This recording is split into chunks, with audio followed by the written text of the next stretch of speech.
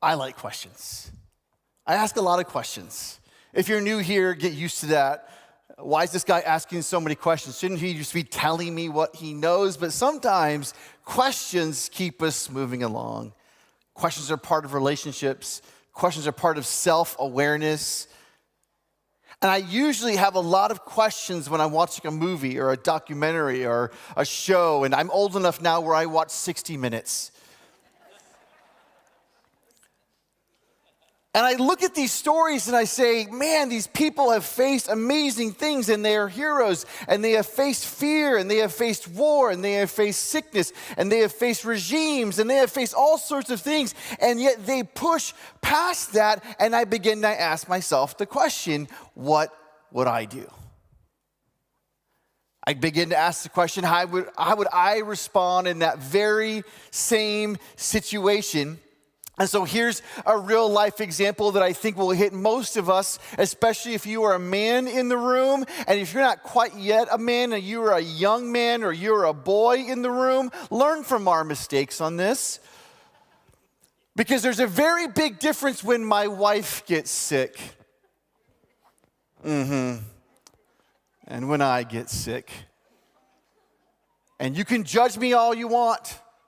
You can judge your husband, your roommate, your boyfriend, your son, but ma'am, you have enabled us to live like this.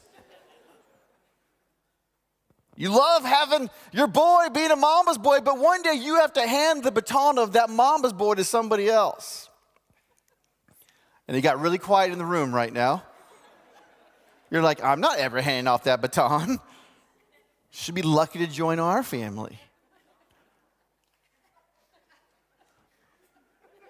Let that simmer a little bit. But there's hope. Of course, I love research. So as I'm sitting there and I'm thinking about this analogy of my wife getting sick and me getting sick, I've heard the phrase, the man flu. And why is the man flu so much different than when a woman gets the flu? And it's just become this thing in culture, but it's not just a thing in culture. There is actual science. Let me tell you about it. Dr. Sabra Klein, and not just any hospital in random America. No, from Johns Hopkins University Hospital. Come on, man, you should be really excited right now. She began to prove that this is a real thing. That men, there is hope to why we are such babies when we get sick. And here's what she says, men have more receptors to certain pathogens. And the research shows that males have a heightened response that summons cells to the site. See, we are getting more sick than you. See, let me finish. Of infection, which contributes to the overall feeling of sickness. You see, everyone, there is science to prove that our man flu is a real thing. You're welcome.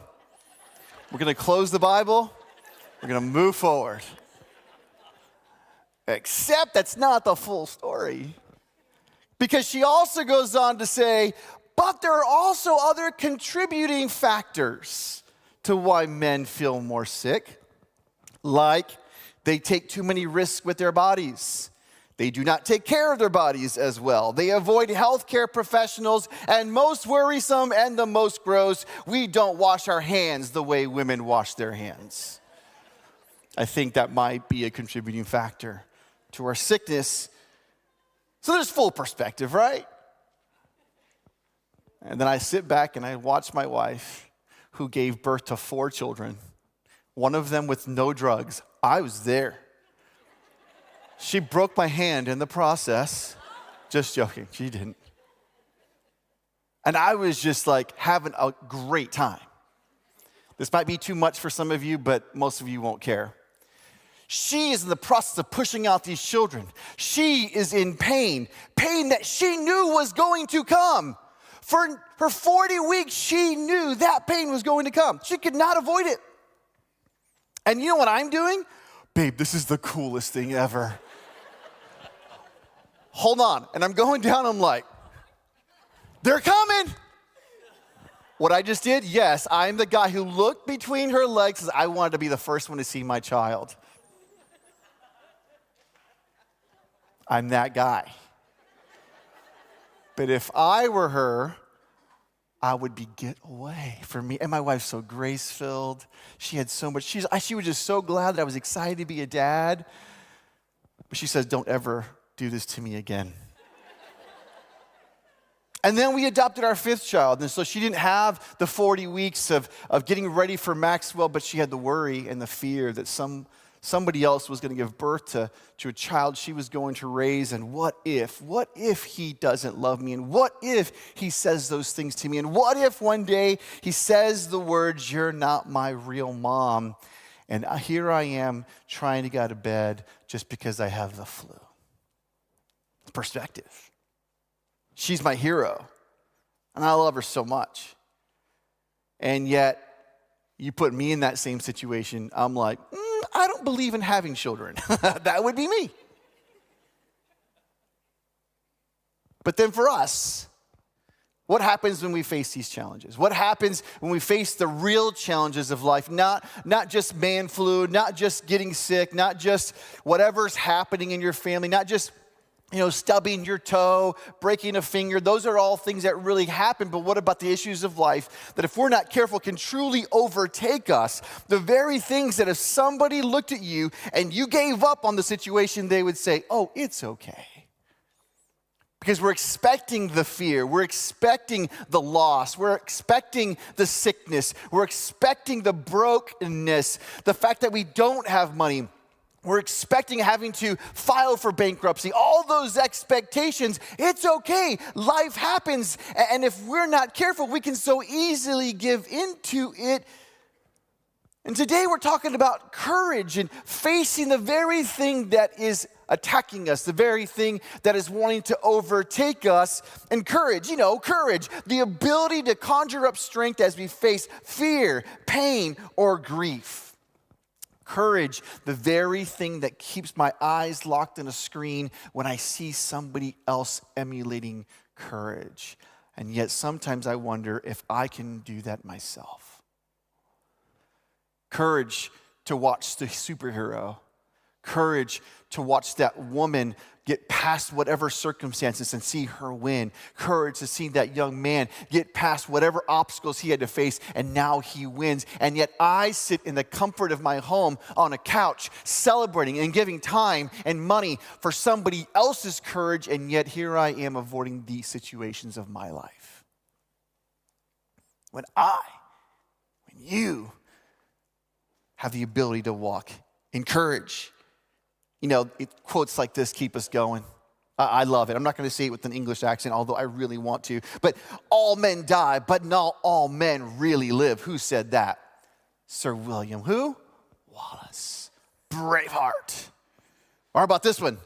What we do in life echoes in eternity. Who said that? Maximus.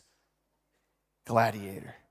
And we're forced to stop when we see these things on a screen. And there's a reason why millions of people love these movies, because it gets us excited. It gives us hope that somebody out there can do, but why does it have to be somebody else? Why can't it be you? Why can't it be you and I? Why can't it be your marriage that survives? Why can't it be you as you're 15 and 16 overcoming all sorts of things in your home? Why can't it be you as a new business owner who's going to make it no matter what happens in the economy? Why can't it be you and I? There really is no reason why it can't be you or I, except we have to walk through a process of allowing ourselves to face what we're supposed to face. So what does God have to do with all this? What does Scripture have to say about all of this? Here we are in this series, and we're diving into the book of Daniel. I really encourage you to go back and listen to some of the messages if you've missed it, but we're going to try every week to kind of bring you up to speed of where we are. And here we are in Daniel chapter 2. And here's a quick rundown of what we've already covered to kind of bring you up. And if you've never read these stories before, it's okay. I want you to really listen and focus. If you've heard them before, I really want you to listen and focus and maybe hear it from a different perspective and have a different lens as we hear these stories. So here's a quick rundown. First, we know that King Nebuchadnezzar is leading the charge of everything that's happening. King Nebuchadnezzar is in Babylon. He's leading the Babylonians. They've taken over Jerusalem. They have taken some of them into slavery. And the second thing we know is there's a select group of young men from Israel who have passed a test in chapter 1. They were the ones taken into slavery. They're now living in Babylon. They're not in their homeland. And they had to pass some tests. And they passed it in a way that honored God. And we know them as Daniel, Shadrach, Meshach, and Abednego.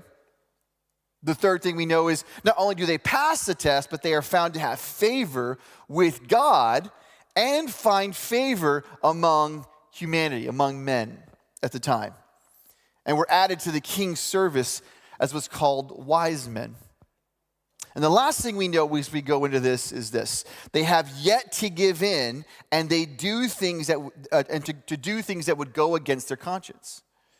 So here you have these people who are now in slavery, have been given every opportunity to do things a way that they feel they shouldn't do it, to have the choice meat, to have the choice wines, to take on a new religion, and they choose not to, and yet see themselves still thriving in a new land, even though they are subjugated to slavery in a whole new land. So here we go. Chapter 2. And here's how I want you to listen to this. I want you to listen to this very much like if you have kids, maybe they're in the kids area, they're being told a story. Let's read this together. We're going to read large chunks of story, and it is that. It is a story in chapter 2, so you can follow along and really understand that we're going to jump into it. Here we go. Daniel chapter 2. In the second year of his reign, Nebuchadnezzar had a dream. His mind was troubled, and he could not sleep. So the king summoned the magicians, enchanters, sorcerers, astrologers to tell him what he had dreamed. And when they came in and stood before the king, he said to them, I had a dream that troubles me, and I want to know what it means. Pretty straightforward so far. Then the astrologers answered the king in Aramaic, O king, live forever and tell your servants the dream, and we will interpret it. Follow along? He's had this dream. He's having these wise people who are these sorcerers who know some of the spiritual aspects of the world, and he's wanting them to interpret the dream, and they're saying, tell us your dream, and we will interpret it. But the king replied to the astrologers, this is what I have firmly decided. If you do not tell me what my dream was and interpret it, I will have you cut into pieces and your houses turned into piles of rubble. Doesn't that sound encouraging? But if you tell me the dream and explain it, you will receive from me gifts and rewards and great honor. So tell me the dream and interpret it for me. Kind of reminds me of a meme I saw this week. This woman posted this meme, and she said, it's a picture of her husband. She says, there's my husband. He's so full of fear. He doesn't know why I'm mad at him, and I want him to figure it out. I'm not going to tell him. So you have these astrologers like, wait, will you tell me the dream and interpret it? No, I want you to tell me the dream. And then I want you to interpret it. Once more they replied, let the king tell his servants the dream, and we will interpret it. Then the king answered, I am certain that you are trying to gain time because you realize this is what I have firmly decided. If you do not tell me the dream, there is just one penalty for you.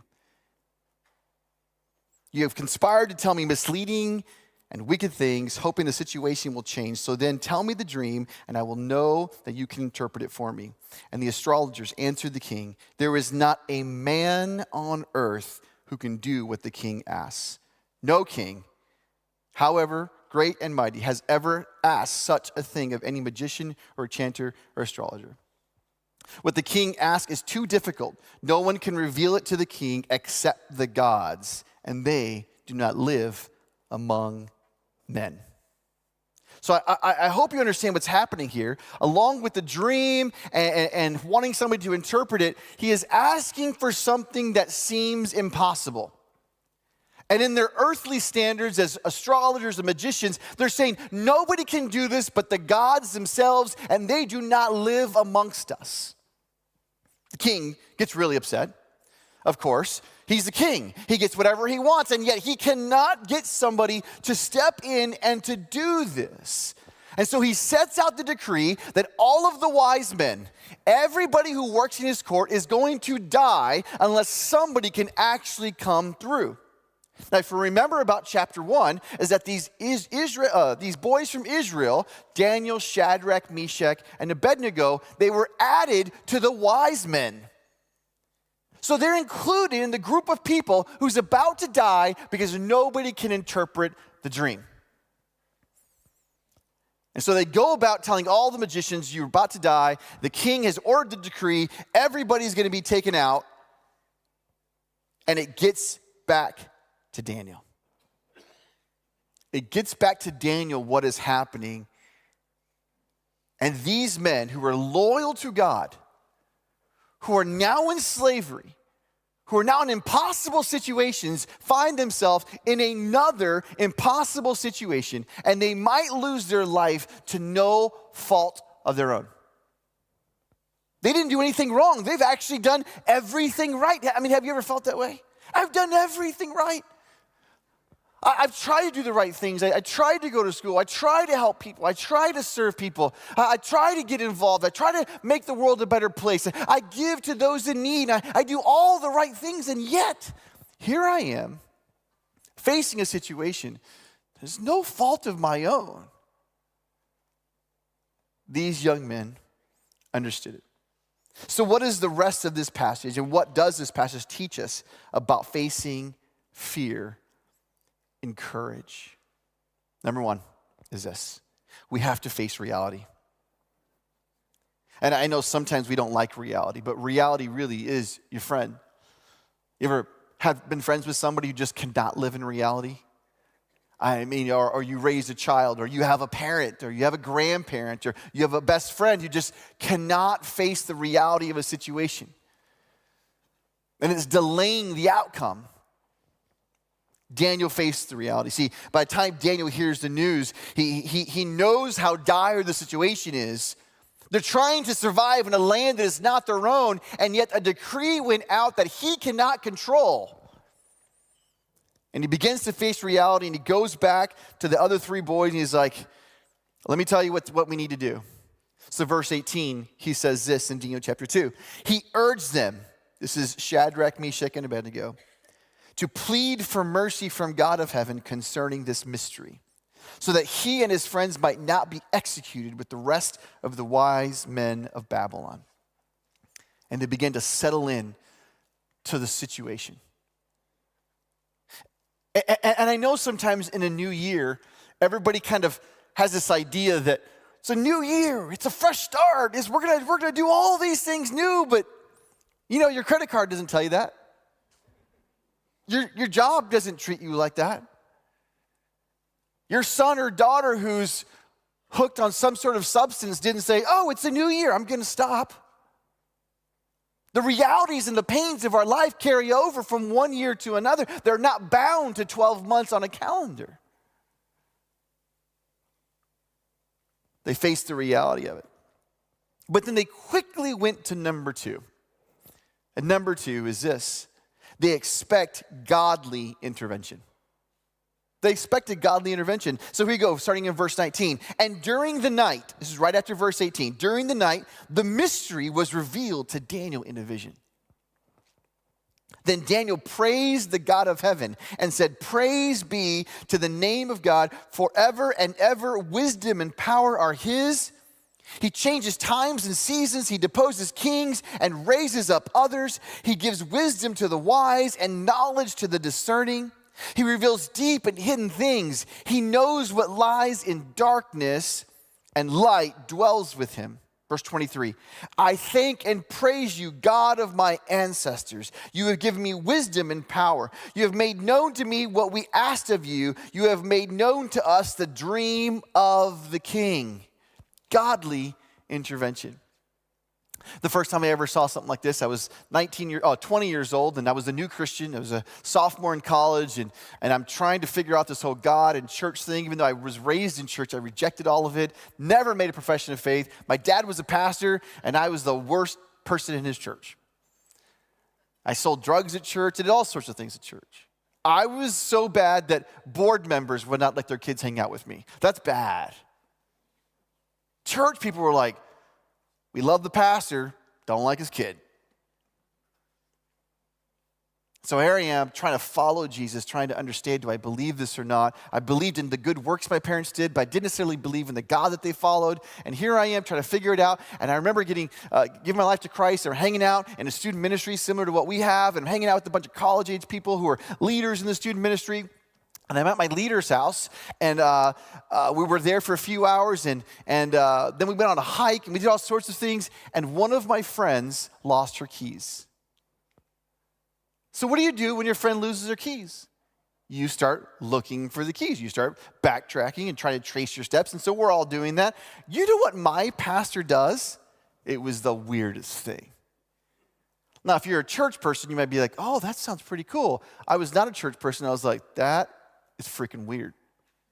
You know what my pastor did? He got us in a circle. We're going to pray to find the keys. I'm like, what kind of sorcery is this?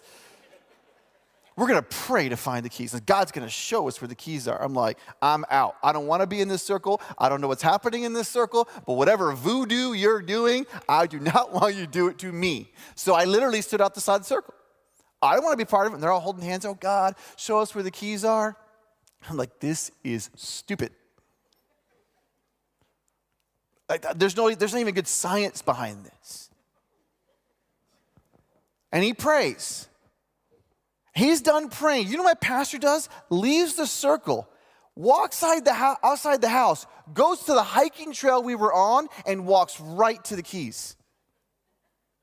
And I'm like, get away from me right now. I don't want to take the class on that. Whatever you have in your church, that class, I'm out. Weird. And yet, there's an invitation that we hear in Scripture for God to intervene in our situations, even when it came to the keys. God begins to intervene, and we see number 3, walk in godly courage. You notice that 2 of them are about us, and 1 is about God. 1 is walking in the reality of a situation. 2 is God. Okay, God, I need you to intervene. And then 3, it's our job. Once we ask God to intervene, it's still our job to take steps of faith that reflect courage and trust in God. So verse 24. Then Daniel went to Arioch, whom the king had appointed to execute the wise men of Babylon, and said to him, do not execute the wise men of Babylon. Take me to the king, and I will interpret his dream for him. Verse 25. Arioch took Daniel to the king at once and said, I have found a man among the exiles from Judah who can tell the king what his dream means. And the king asked Daniel, also known as Belteshazzar, are you able to tell me what I saw in my dream and interpret it? And Daniel replied, no wise man, enchanter, magician, or diviner can explain to the king the mystery he has asked about. But there is a God in heaven who reveals mysteries. And he has shown King Nebuchadnezzar what will happen in days to come.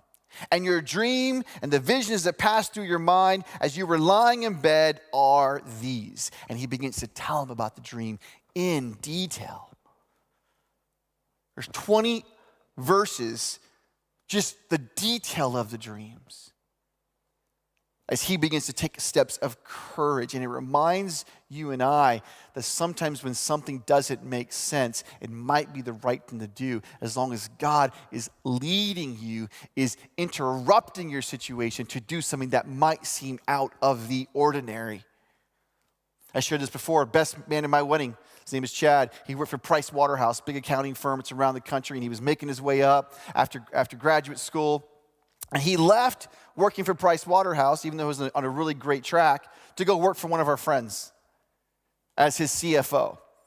And our friend's business was growing. And a few months later, I took Chad out to lunch. We're best friends in college. And I say, hey, how's it going working for our buddy? He's like, it's crazy. I was like, is he a bad boss?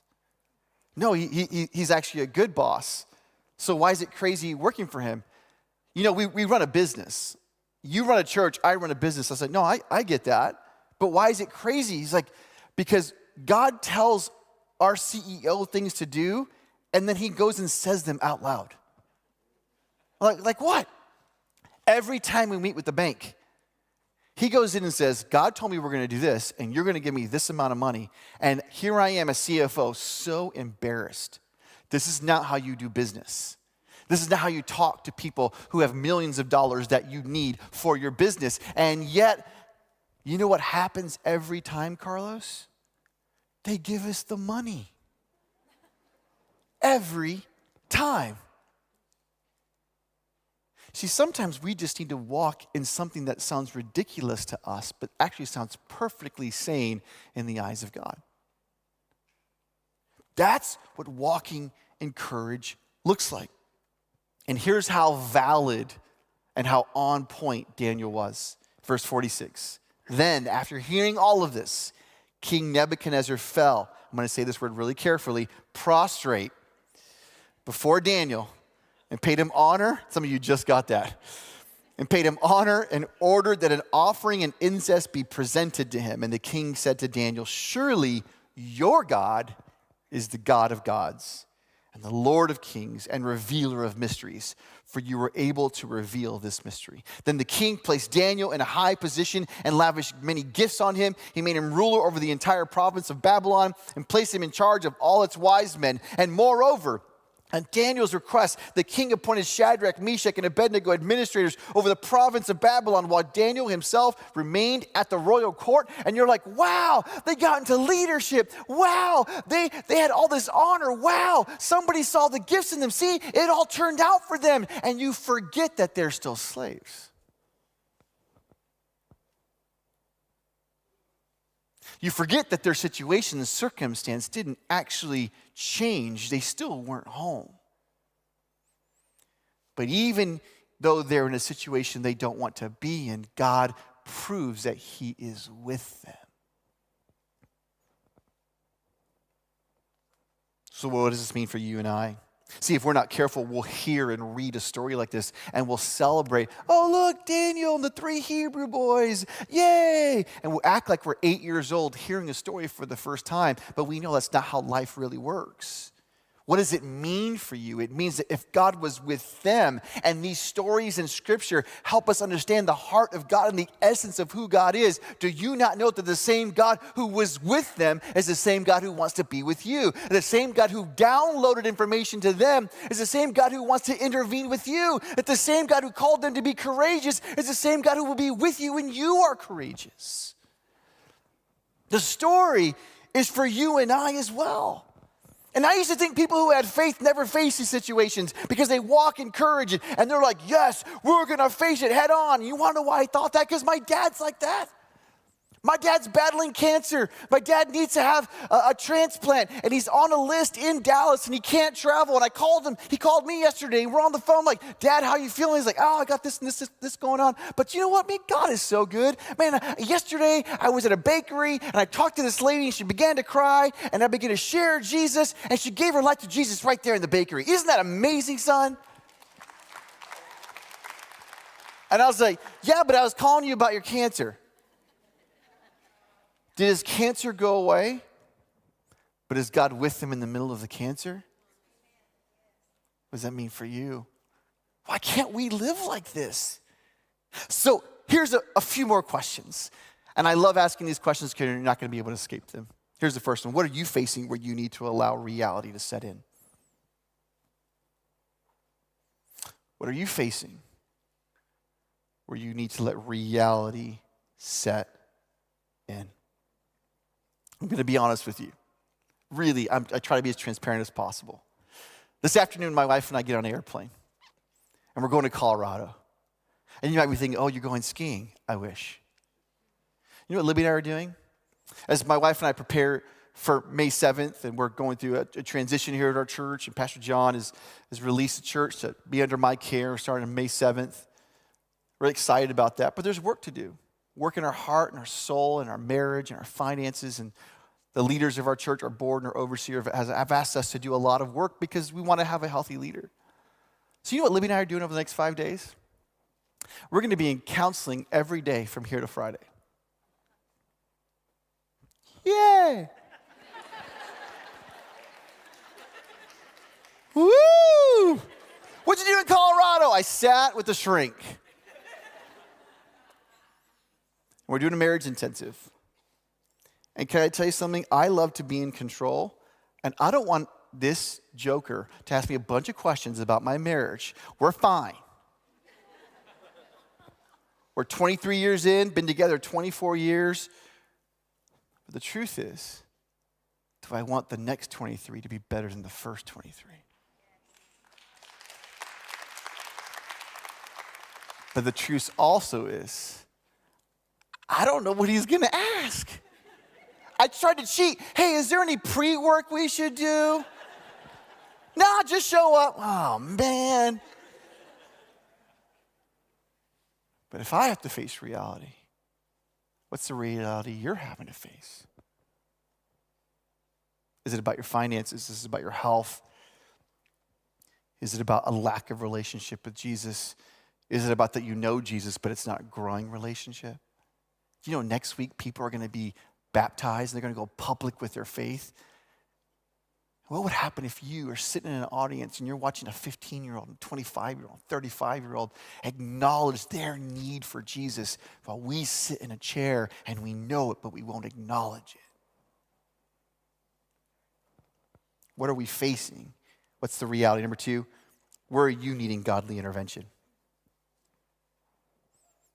You know, we had the week of prayer a couple weeks back, and it was amazing to see all the prayer requests. I mean, the stack was big. I don't know how big it was, but it was big, and we had the cards spread out. People were praying over them, and I read, I think, almost every one of them and cried. And like, God, the things that some of you are facing with your kids and your business and career choices, all these things.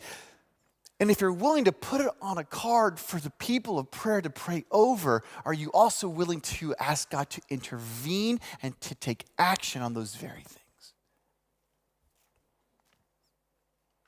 The third question is, where do you and I need to walk in godly courage? Maybe we already know what we're supposed to do. It's just a matter of doing it. Maybe we know the right thing, but we're afraid of the outcome. Maybe you're supposed to leave that job, but you don't have the next one quite yet. Maybe you're supposed to have that hard conversation with your spouse or your parents or your children, but you're just afraid of what the outcome's going to look like. What if we just walked in godly courage, like Joshua chapter 1 says, have I not commanded you? Be strong and courageous, and do not be afraid, and do not be dismayed, for the Lord your God is with you wherever you go. And if God is with you wherever you go, maybe he'll just be with you in the middle of the very thing you're supposed to face. Face reality. Just face it. Ask for godly intervention. And number 3, what are you supposed to do? How do you walk in it with godly courage and trusting that he is for you? He is Emmanuel, God with us. And maybe we just need to conjure up the ability to take one step, the next step, and he would be with us. We're going to do a closing song, and sometimes when I see a closing song, I see people log off online, I see people begin to leave, but I'm going to ask you to stay because this song actually kind of has an art to it. It's a story of the reality of the things that we face and what it could look like on the other side. What could it look like if we actually face the daunting task? What could it look like if we actually do the very thing we're supposed to do? What could it look like if we cut off that relationship or we stop spending money here or we make this decision in our business that we know we're supposed to make? What could it look like on the other side of our fear? There's hope. There's hope because God is with you. And your situation and circumstance may not change. The cancer may not leave right away. You may not stop being a slave like the stories that we just read, but maybe the situation within the context begins to change your heart and encourage you and bring hope that God is with you no matter who is against you or what is against you. Here's what I'm going to ask you.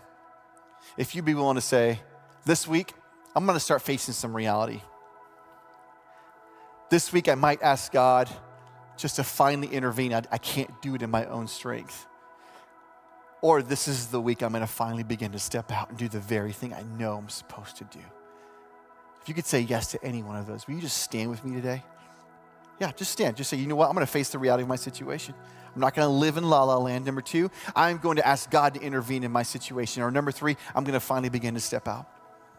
And as you do that, have this heart and this mindset that God is with you and for you.